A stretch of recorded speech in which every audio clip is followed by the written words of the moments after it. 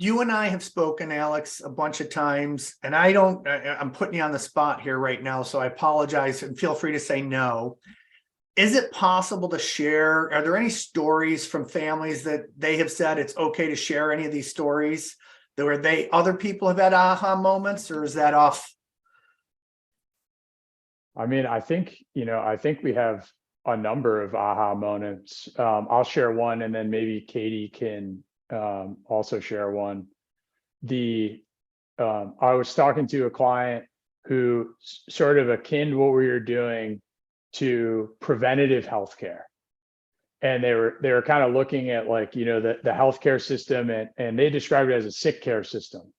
Like, you get sick, you have an illness, something happens, and now we go to treat. Right. And so I think for us, we're an early intervention tactic.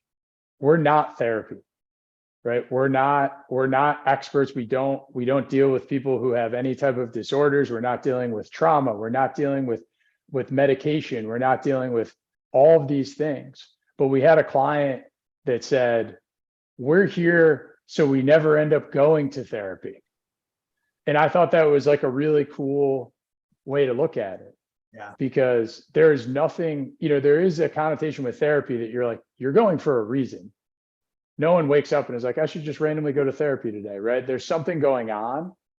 But for us, we're coming at it like, from a totally different perspective, that there is nothing wrong with your family. There is absolutely nothing wrong with your family. We're just here to facilitate some conversations. And as you build up that muscle memory, like I think what we're seeing already is when people leave our workshops, they're better able to communicate at dinner, or in your example, like, you're just a little bit more aware of how you are with your kids or something like that. So that preventative care sort of thing kind of jumped out to me as a recent story that we heard. Love it. Yeah, I would add, I immediately thought of the values discussion, particularly around a client that we've met through a financial advisor partner. Many of these families didn't necessarily grow up with the success that they have.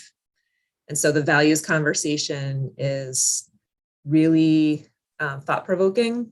I think, Alex mentioned before, I want my kids to be as hardworking as I was. That's at least a component. There's probably luck and a lot of other factors that came into play, but that was a component for me that I recognized that got me here.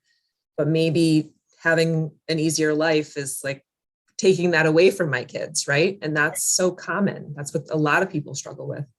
So, I can think of at least one person who really looked for the value, and I think ultimately landed on growth.